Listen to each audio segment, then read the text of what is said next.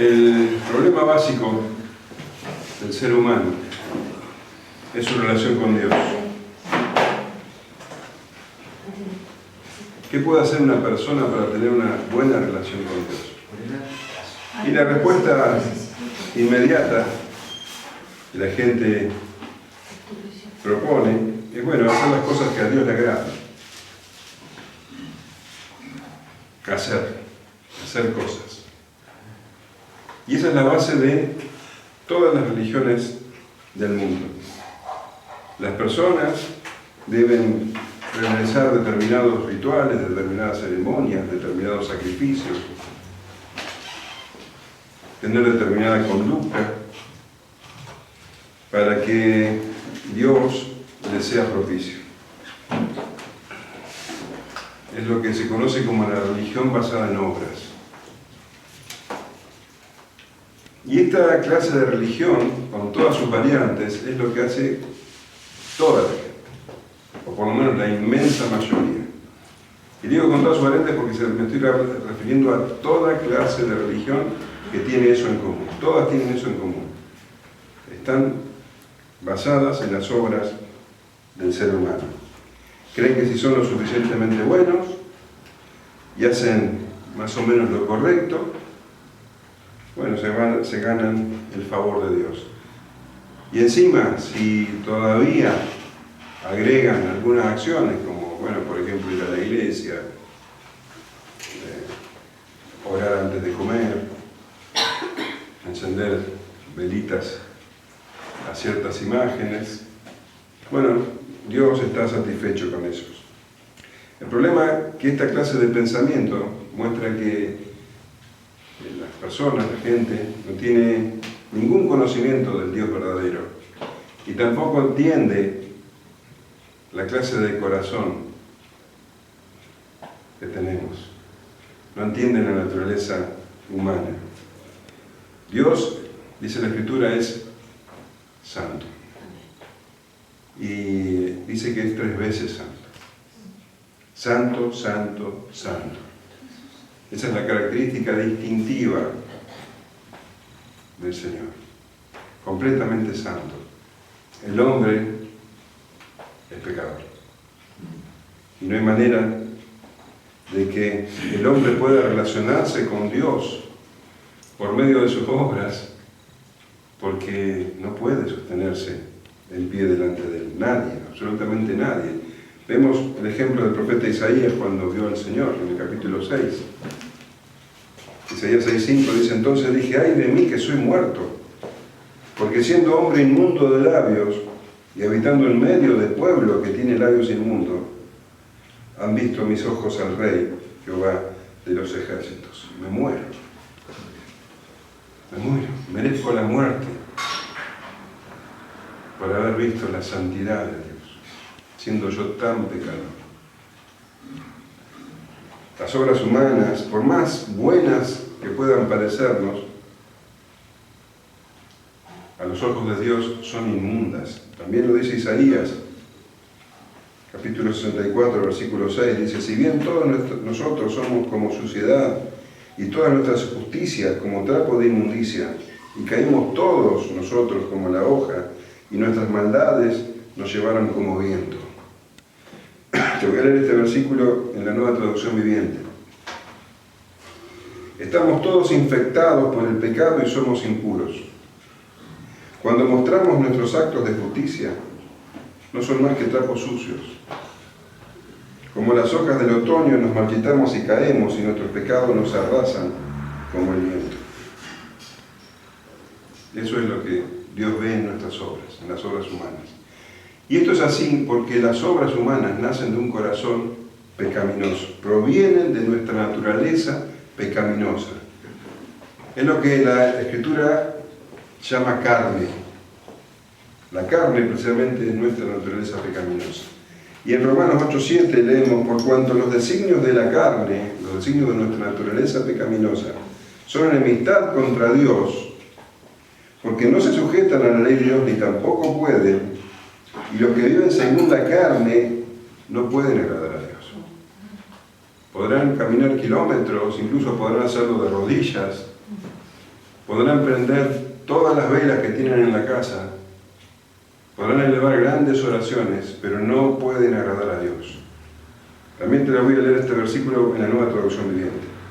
Pues la naturaleza pecaminosa es enemiga de Dios siempre. Nunca obedeció las leyes de Dios y jamás lo hará. Por eso los que todavía viven bajo el dominio de la naturaleza pecaminosa nunca pueden agradar a Dios. Por más actos religiosos que hagan, nunca pueden agradar a Dios. Entonces, la totalidad de las religiones inventadas por los hombres que tratan inútilmente de acercarse a Dios por medio de las obras, nunca lo lograrán. La verdadera religión está basada en la gracia divina. Entonces tenemos, en definitiva, dos clases de religiones. Las religiones falsas, basadas en lo que el hombre puede hacer para acercarse a Dios, y la religión verdadera, basada en lo que Dios hace para acercarse al hombre. Hay dos, y nada más. La religión de obras tiene muchísimas variantes, pero en realidad son iguales. Se basan en eso, en las obras humanas. Y la religión verdadera se basa en la obra de Jesucristo, en la obra de Dios, en la gracia divina. Los judíos habían sido separados por Dios entre todos los pueblos del mundo. Y Dios les dio su ley escrita por medio de Moisés. Esa ley tenía como propósito mostrar la perversidad del pecado, lo malo que es el pecado. Esta ley pone en evidencia la incapacidad del hombre para alcanzar por sus propios medios el favor de Dios. Y también esta ley, al mostrar la incapacidad del hombre, demuestra la necesidad del hombre de un Salvador. Para eso Dios dio la ley al pueblo de Israel, para que entiendan que no pueden solos, que necesitan un Salvador. Pero los judíos malinterpretaron la función de la ley y creyeron que cumpliéndola, punto por punto iban a alcanzar el favor de Dios. Nunca pueden hacerlo. Y así el judaísmo se transformó en una religión de obras. Y la religión de obras lleva a la muerte. Y la religión verdadera lleva a la vida. Amén. En Romanos 3:20 leemos: ya que por las obras de la ley ningún ser humano será justificado delante de él, porque por medio de la ley es el conocimiento del pecado. Pero ahora, aparte de la ley, se ha manifestado la justicia de Dios. No hay manera de que el hombre muestre justicia. Se ha manifestado la justicia de Dios, testificada por la ley y los profetas, lo que acabo de decir. La ley apunta a la obra redentora de Cristo, pero los judíos no lo entendieron.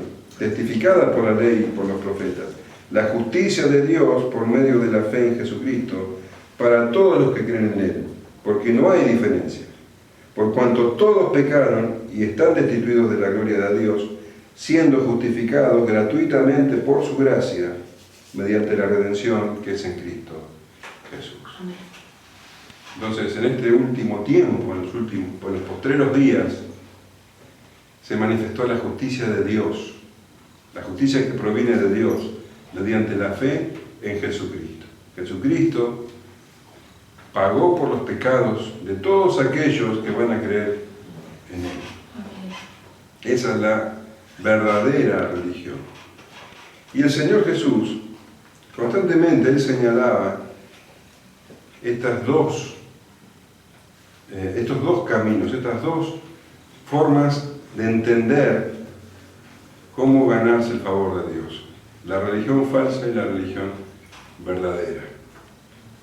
Él mostraba, por ejemplo, que hay dos puertas, una estrecha y una ancha, dos caminos. Por un camino van los pocos y por otro camino van los muchos. Y dos destinos, la vida o la condenación. Mateo 7:13 dice: entrad por la puerta estrecha, porque ancha es la puerta y espacioso el camino que lleva a la perdición. Y muchos son los que entran por ella, porque estrecha es la puerta y angosto el camino que lleva a la vida, y pocos son los que la hallan. Él hablaba de dos tipos de árboles: un árbol bueno que da buenos frutos y un árbol malo que da buenos frutos. Los que van por la puerta estrecha son como esos árboles que dan buenos frutos. Los que van por la puerta ancha son como esos árboles que dan malos frutos. Mateo 7:16 dice: ¿acaso se recogen uvas de los espinos o higos de los abrojos? Así todo buen árbol da buenos frutos, pero el árbol malo da frutos malos. No puede el buen árbol dar malos frutos, ni el árbol malo dar frutos buenos. Todo árbol que no da buen fruto es cortado y echado en el fuego. Habla de dos clases de edificadores, dos clases de bases, de terrenos donde edificar, dos clases de casas. Mateo 7:24 dice: cualquiera pues que me oye estas palabras y las hace, le compararé a un hombre prudente que edificó su casa sobre la roca. Descendió lluvia y vinieron ríos y soplaron vientos y golpearon contra aquella casa, y no cayó porque estaba fundada sobre la roca. Pero cualquiera que me oye estas palabras y no las hace, le compararé a un hombre insensato que edificó su casa sobre la arena. Y descendió lluvia y vinieron ríos y soplaron vientos, y dieron con ímpetu contra aquella casa, y cayó y fue grande su ruina. Incluso el Señor Jesús habla de dos clases de seguidores de Él, de dos clases de personas que profesan fe en Él: los sinceros y los falsos.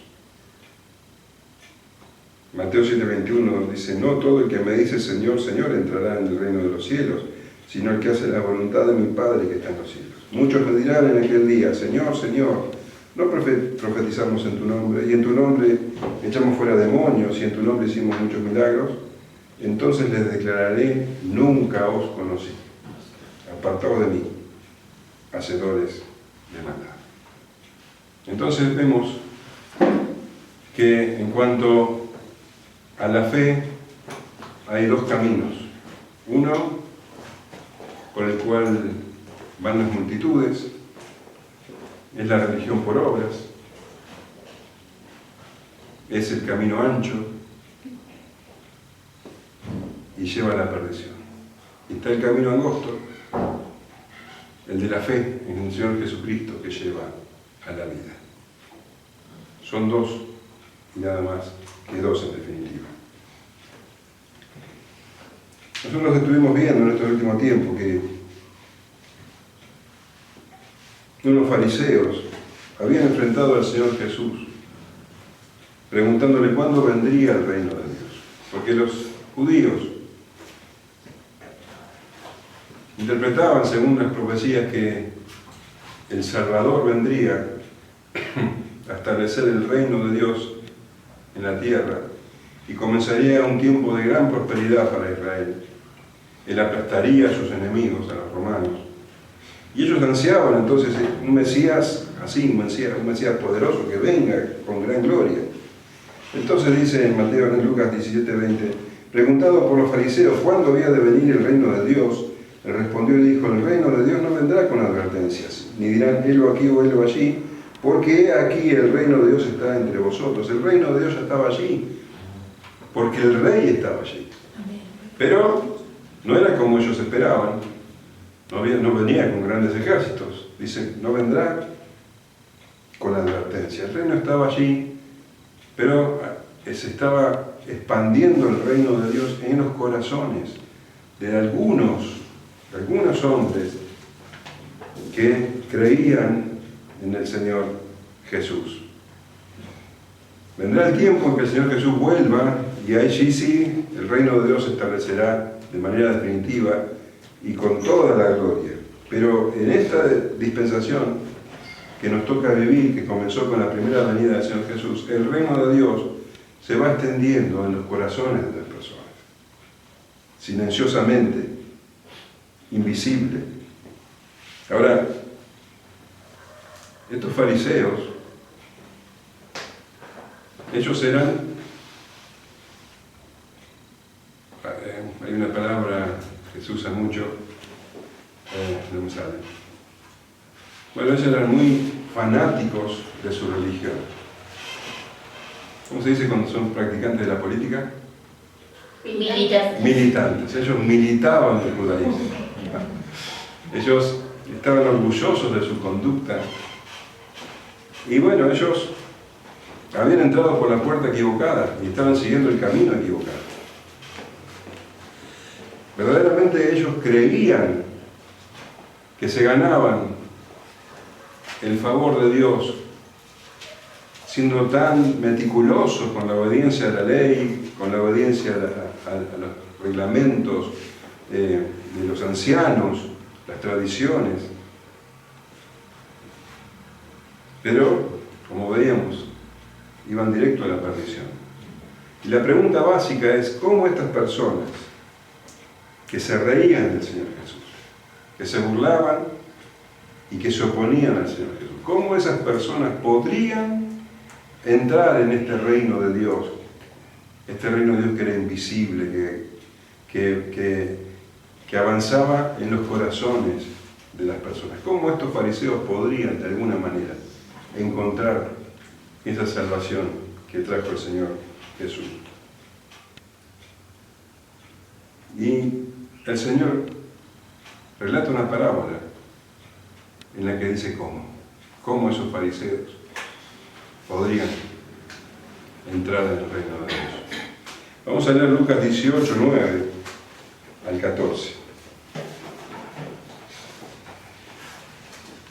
A unos que confiaban en sí mismos como justos y menospreciaban a los otros, dijo también esta parábola. 2 hombres subieron al templo a orar, uno era fariseo y el otro publicano. El fariseo, puesto en pie, oraba consigo mismo de esta manera: Dios, te doy gracias porque no soy como los otros hombres, ladrones, injustos, adúlteros, ni aún como este publicano. Ayuno 2 veces a la semana, doy diezmo de todo lo que gano. Mas el publicano, estando lejos, no quería ni aún alzar los ojos al cielo, sino que se golpeaba el pecho diciendo: Dios, sé propicio a mí, pecador. Os digo que éste descendió a su casa justificado antes que el otro. Porque cualquiera que se enaltece será humillado, y el que se humilla será enaltecido. Bueno, el Señor había estado hablando a sus discípulos, diciendo que ellos deberían permanecer firmes porque llegaría un tiempo donde Él no estaría y los discípulos íbamos a estar deseosos de que Él vuelva y que debíamos estar firmes orando para no desmayar. Pero ahora Él se dirige a otra clase de personas. Dice que habló a unos que confiaban en sí mismos como justos y menospreciaban a los otros. Unos que confiaban en sí mismos como justos. Cuando dice unos, está hablando, la palabra griega original es el que sea el que sea. O sea que estos unos representan a todos aquellos que confían en sí mismos como justos, que creen que con sus obras pueden ser aceptados por Dios. En definitiva, está hablando a todos los que siguen la religión por obras. Dice que confían en sí mismos como justos. Si vos tenés una sospecha o todavía te queda alguna clase de esperanza de ser justo delante de Dios, bueno, quiero decirte que no es así. La Escritura dice claramente en Romanos 3:10, como está escrito, no hay justo, ni aún uno. No hay quien entienda, no hay quien busque a Dios. Entonces, esos que se confiaban, que creían que eran justos, que confiaban en sí mismos como justos, bueno, están completamente equivocados.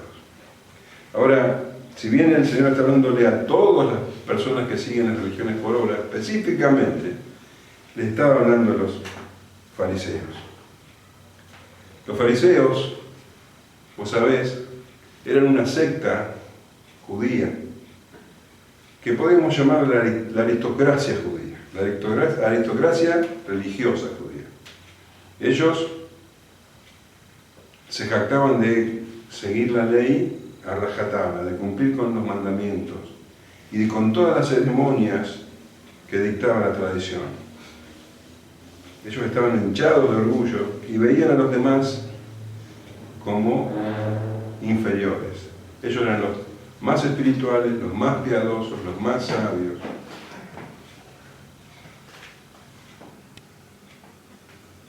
Dice que menospreciaban a los otros, porque los fariseos se tenían en tan alta estima que decía que los demás eran pecadores. Y no se mezclaban con nosotros. Y de hecho, ellos criticaban a Jesús, porque decían que Jesús, en vez de buscar la compañía de ellos, de los fariseos, de los santos de Israel, se mezclaba con los pecadores. Por ejemplo, en Marcos 2:16 dice: y los escribas y los fariseos, viéndole comer con los publicanos y con los pecadores, dijeron a los discípulos: ¿qué es esto? Que él come y bebe con los publicanos y los pecadores, con el vulgo, con el pueblo, con el populacho. ¿Qué es esto? ¿Cómo lo busca nuestra compañía? Que somos los que enseñamos la ley. En Lucas 7:34 el Señor dice: vino el Hijo del Hombre que come y bebe, y decís: este es un hombre comilón y bebedor de vino, amigo de publicanos y de pecadores. Ellos se consideraban superiores. Y de hecho el apóstol Pablo, vos sabés que él fue fariseo antes de convertirse. Y él tenía este tipo de pensamiento. En Filipenses 3:4 él dice: aunque yo tengo también de qué confiar en la carne, aunque yo tengo también de qué enorgullecerme, dice Pablo. Si alguno piensa que tiene de qué confiar en la carne, yo más, tengo más mérito todavía. Circuncidado el 8º día, del linaje de Israel, de la tribu de Benjamín, hebreo de hebreos, en cuanto a la ley fariseo, en cuanto a celo, perseguidor de la iglesia, en cuanto a la justicia que es en la ley, irreprensible. Bueno, fíjate cómo se tenía él en estima, irreprensible, perfecto. Bueno, esa es la manera de pensar del fariseo. Pero cuando el apóstol conoció al Señor Jesucristo, todo ese orgullo se vino abajo. Y entonces continúa este pasaje: pero cuántas cosas eran para mí ganancia, las he estimado como pérdida por amor de Cristo. Y ciertamente aún estimo todas las cosas como pérdida por la excelencia del conocimiento de Cristo Jesús, mi Señor, por amor del cual lo he perdido todo y lo tengo por basura para ganar a Cristo. Bueno, acá tenemos entonces el pensamiento fariseo. Ellos se creían superiores a todos, y de hecho los demás también lo veían así. Los fariseos eran los mejores, eran las personas más justas. Ellos entendían que no tenían pecado, no tenían de qué arrepentirse. Eran más morales que ustedes.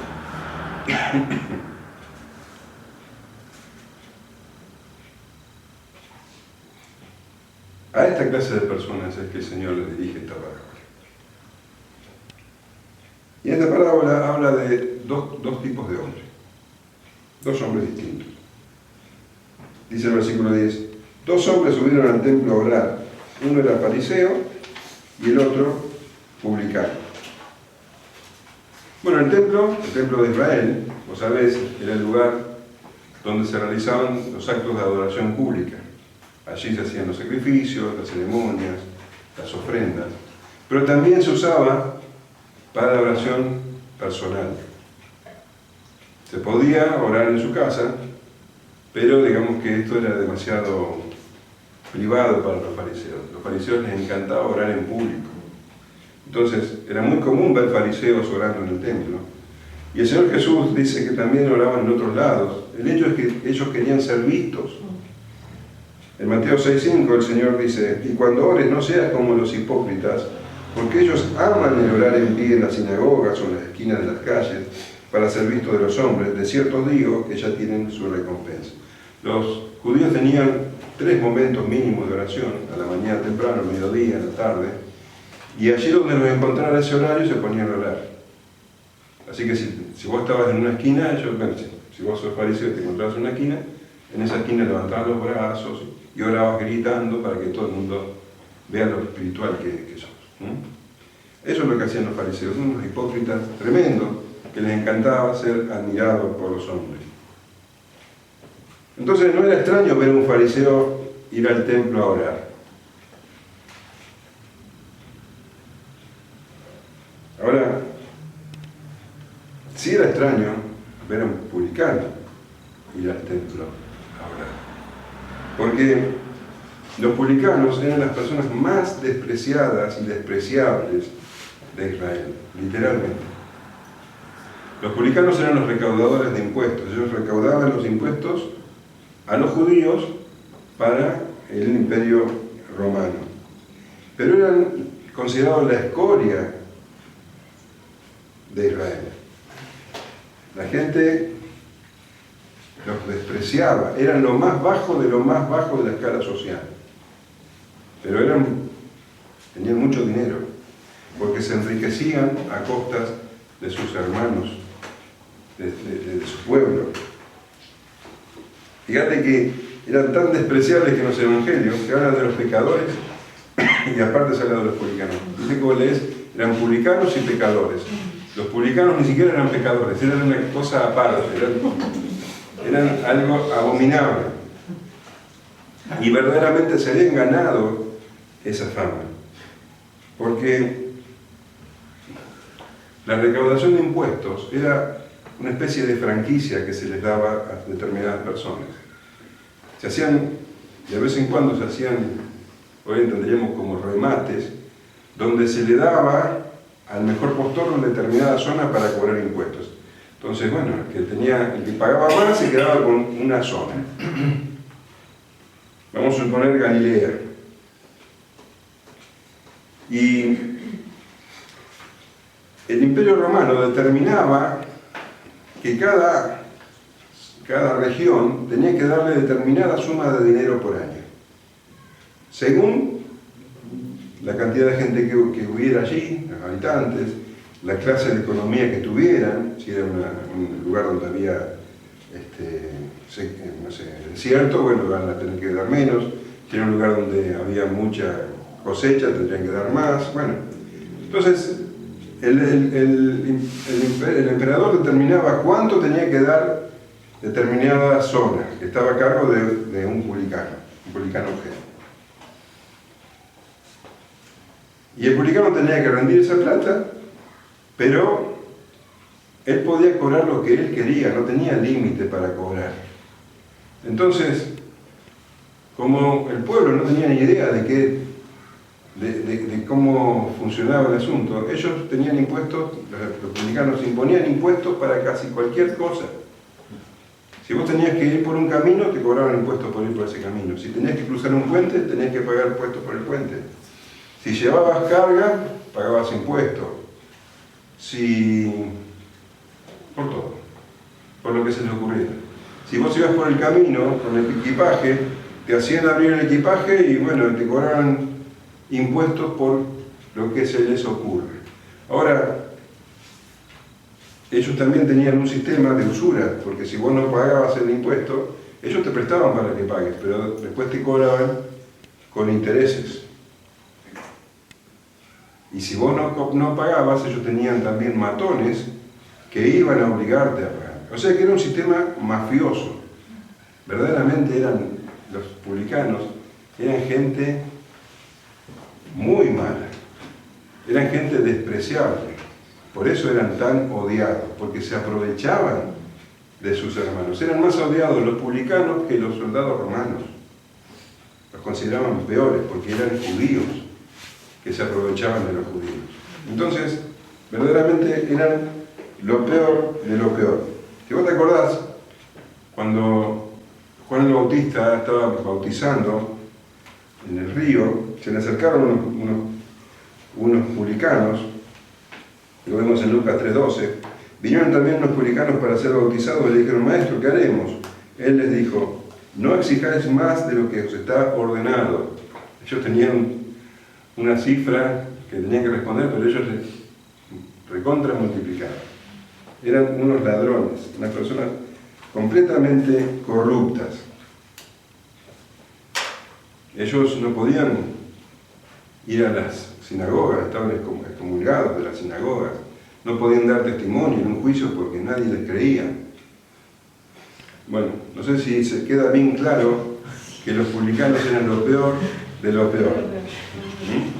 Entonces, el Señor Jesús, en esta parábola, está hablando de lo mejor de Israel y de lo peor de Israel, según los ojos de los hombres. El fariseo representaba lo más espiritual, la persona más admirable, y el republicano la más despreciable. Lo mejor y lo peor de Israel. Y ahí estaban entonces estos dos en el templo, orando. Eran dos personas distintas que realizaban dos oraciones distintas. El fariseo, puesto en pie, oraba consigo mismo de esta manera: Dios, te doy gracias porque no soy como los otros hombres, ladrones, injustos, adúlteros, y aún como este publicano. Bueno, el fariseo, vos ves que adopta una postura orgullosa, está de pie, no estaba mal. De hecho, la tradición enumeraba las diferentes posturas con las que vos podías orar. Podías orar parado, podías orar sentado, arrodillado, rostro en tierra, postrado, podías parar, incluso había ordenanzas y que vos mirabas para arriba, si mirabas para abajo, con los ojos cerrados. Bueno, había un montón de posturas para orar, con los brazos extendidos, con las manos en el pecho. Estaba todo registrado. Y este fariseo había adoptado la posición de pie, que de hecho era la más visible. Digo, está tirado en el piso, no te ven mucho, pero acá él estaba de pie, tratando de llamar la atención. Y también vemos su actitud delante de Dios. Él estaba bien parado delante de Dios. Y dice, es muy llamativo como Lucas lo menciona, oraba consigo mismo. Es decir que este hombre parecía dirigirse a Dios, pero en realidad estaba hablándose a sí mismo sobre sí mismo. Estaba haciendo una oración que no era una oración. Estaba felicitándose por su calidad moral. Él no en ningún momento dirigió una alabanza a Dios o pidió por misericordia o perdón, porque evidentemente no la necesitaba. Daba gracias, pero daba gracias por lo excelente que era. O sea, una manera hipócrita de dirigirse a Dios. Estaba totalmente confiado en sus condiciones. Y verdaderamente Dios debería estar feliz con alguien como él. Y se comparaba con los demás. Él no era así. El resto, viste que dice que los menospreciaba. El resto eran personas ladrones, injustos, adúlteros, dice. Y el ejemplo perfecto de lo que él no era estaba ahí cerquita, golpeándose el pecho. Ni aún como este publicano. Él verdaderamente era mejor que los demás. Y no solamente los demás eran inferiores, sino que él aparte hacía cosas extraordinarias, porque dice, ayuno 2 veces a la semana, doy diezmo de todo lo que gano. El Antiguo Testamento habla de un solo ayuno anual, y es en el día de la expiación, y ni siquiera es un mandamiento que todos tienen que cumplir, pero bueno, eso es lo que dice el Antiguo Testamento. Pero los fariseos, y particularmente oraba 2 veces por semana. En realidad los fariseos acostumbraban a orar los lunes y los jueves, 2 veces por semana. ¿Y por qué los lunes y los jueves? Porque esos días eran los días de mercado, eran los días donde había más gente en Israel, en Jerusalén. Venían los mercaderes de todas las zonas. Entonces Israel era un hervidero de gente. Esos días los fariseos aprovechaban, dice que se ponían cenizas en la cara y en el pelo, se vestían con ropas viejas y salían con rostros tristes para que todos se den cuenta de que ellos estaban ayunando. Y el Señor Jesús también habló sobre esta conducta en Mateo 6:16. Te voy a leer la nueva traducción viviente. Y cuando ayunes, que no sea evidente como hacen los hipócritas, pues tratan de tener una apariencia miserable y andan desarreglados para que la gente los admire por sus ayunos. Les digo la verdad, no recibirán otra recompensa más que esa. Entonces ellos ayunaban 2 veces a la semana. Y además dice que diezmaba de todo lo que gana. Bueno, verdaderamente los levitas recibían el diezmo del grano, del aceite, del ganado, del vino, pero ellos iban más allá. Entonces ellos diezmaban aún de las plantitas que crecían en la huerta, en el jardín. Diezmaban, dice el Señor Jesús en Mateo 23, la menta, el eneldo, el comino. O sea, imagínate, estos hombres tenían una plantita de eneldo, diezmando, o sea, contando, no sé qué si tienen semilla o hoja, contando el 10% de eso para llevarlo. Hasta ese punto era este fariseo de extremista y de meticuloso. Y eso lo enorgullecía. Verdaderamente este hombre era admirable a sus ojos. Estaba muy feliz de sí mismo. Mas el publicano, dice, estando lejos, no quería ni aún alzar los ojos al cielo, sino que se golpeaba el pecho diciendo: Dios, sé propicio a mí, pecador. Tenemos al fariseo, seguramente parado bien cerquita del lugar santísimo, ahí para que todos lo vean, y al publicano dice estando lejos. Él no quería que nadie lo mire, dice que ni siquiera se animaba a alzar los ojos al cielo. El fariseo estaba bien parado delante de Dios, y este hombre completamente convencido de que él no tenía el menor derecho de estar delante de Dios, que no tenía ninguna condición para estar allí, que era indigno, que merecía la condenación total. Este hombre, dice, se golpeaba el pecho, como castigándose, como sabiendo que era culpable de lo peor. Y decía: Dios, sé propicio a mí, pecador. Él reconocía su pecado y lo único que podía esperar era clemencia.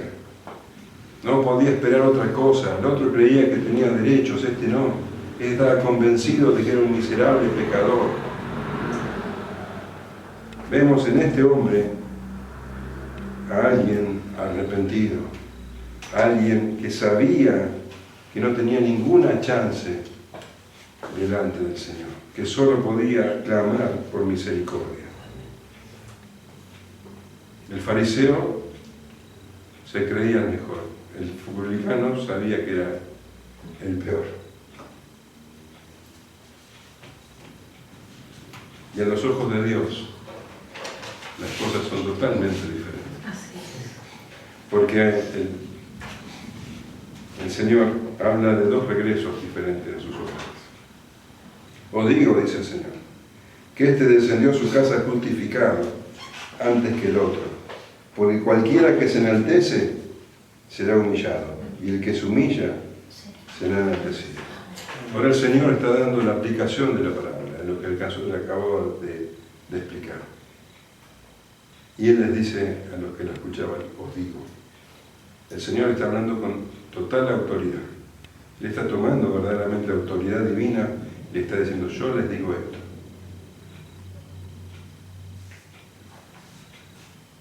Y esta afirmación que el Señor va a decir iba a ser totalmente impactante para los fariseos. Yo les digo que este hombre pecador, sin ningún tipo de obras, ningún tipo de mérito, este hombre que pecó de manera extrema, que nunca obedeció la ley, que no tiene ningún mérito moral, ningún logro espiritual, que nunca ofreció sacrificios, ni hizo ningún rito invocando nada. Este hombre que no tiene ninguna obra que mostrar, este hombre fue declarado justo delante de Dios. Vos imaginate el impacto que esto habrá causado en esos fariseos. Ese que era la lacra de la sociedad, según Jesús, volvía justificado a su casa. Y así este hombre volvió. Este hombre volvió a su casa en paz. Imagínate vos el peso que sacó de sus hombros, la multitud de pecados que dejó a los pies del Señor. Y volvió justificado. Él entendió que Dios lo perdonó. Y que ahora él era un miembro de la familia de Dios. Y el fariseo también volvió a su casa. Pero volvió tal como había salido. Ni siquiera valió la pena que salga de la casa. Si hubiera quedado en la casa, ¿para qué fue al templo? No tenía ningún sentido. Él volvió en condenación. ¿Y esto por qué? Porque cualquiera que se enaltece será humillado. Y el que se humilla será enaltecido. Amén. Amén. Gloria al Señor. Hoy preguntábamos cómo un fariseo que se burla del Señor, que se opone a Él, puede entrar en el reino de Dios por medio del arrepentimiento. Por medio del arrepentimiento y la fe en el Señor Jesucristo. El Señor puede perdonar cualquier pecado, cualquier cantidad de pecado a aquellos que se arrepienten y claman misericordia. Gloria a Dios. Y esto tiene que hacernos pensar. Tal vez vos te creas un poquito mejor que los otros. Tal vez vos te creas que tan malo no sos. Que tu moral no es tan perversa. Tal vez vos creas que no sos tan malo para merecer la condenación.